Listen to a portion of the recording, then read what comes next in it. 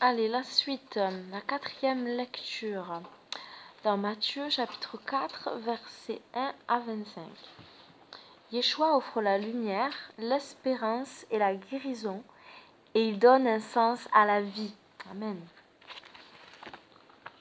Alors Yeshua fut conduit par l'Esprit dans le désert afin d'y être tenté par l'adversaire. Après avoir jeûné pendant 40 jours et pas 40 nuits, il eut faim. Le tentateur s'étant approché lui dit : « Si tu es le Fils de Dieu, ordonne à ces pierres de se changer en pain. » Mais il répondit : « Voilà ce que dit le Tanakh. L'homme ne vit pas de pain seulement, mais de toute parole qui sort de la bouche d'Adonai. » Alors l'adversaire l'amena jusqu'à la ville sainte et le plaça au sommet du temple. Puis il lui dit : « Si tu es le Fils de Dieu, jette-toi en bas, car le Tanakh déclare : il ordonnera à ses anges de se charger de toi. Ils te porteront sur leurs mains, afin que tu ne te blesses pas les pieds contre les pierres. » Yeshua lui répondit : « Mais il est encore dit : ne mets pas Adonai ton Dieu à l'épreuve. » L'adversaire le transporta encore au sommet d'une très haute montagne, lui montra tous les royaumes de la terre dans toute leur gloire et lui dit : « Je te donnerai tout cela si tu te prosternes devant moi et m'adores. » « Va-t'en, Satan, lui répondit Yeshua, car voici ce que déclare le Tanakh : adore Adonai ton Dieu, et tu le serviras lui seul. Puis l'adversaire le laissa, et les anges vinrent et le servirent. Quand Yeshua apprit que Yochanan avait été mis en prison, il repartit dans la Galile.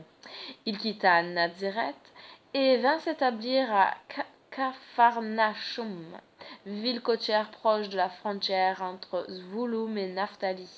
Ceci est arrivé afin que s'accomplisse ce que Yeshayahu avait annoncé. La terre de Zvouloun et terre de Naphtali en direction de la mer et au-delà du Yarden, Galile des Goïm. Le peuple qui demeure dans l'obscurité a vu une grande lumière. Sur ceux qui vivaient dans la région de l'ombre et de l'ombre de la mort, la lumière s'est levée. Dès ce moment, Yeshua commença à proclamer : renoncez à vos péchés, en vous tournant vers Dieu, car le royaume des cieux est proche. Comme Yeshua marchait près du lac de Kinéret, il vit deux frères qui étaient pêcheurs. Shimon, appelé aussi Képha, et son frère André, qui étaient en train de jeter leurs filets dans le lac. Yeshua leur dit : suivez-moi et je ferai de vous des pêcheurs d'hommes. Aussitôt, ils laissèrent leurs filets et les suivirent. Allant un peu plus loin, il vit deux autres frères, Yaakov ben Zavdaï et Yochanan son frère, qui étaient dans leur barque avec leur père Zavdaï, en train de réparer leurs filets.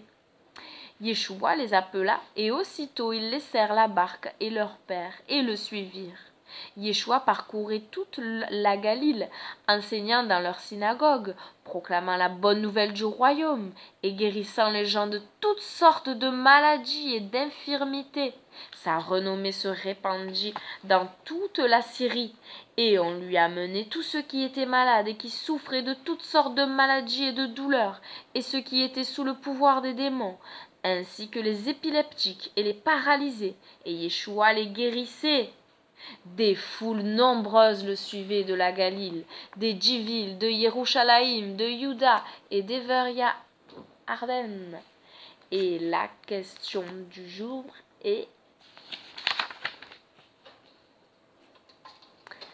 quelles sont les tentations auxquelles je dois faire face ? Comment les vaincre ? Comment ai-je répondu à l'appel de Dieu ?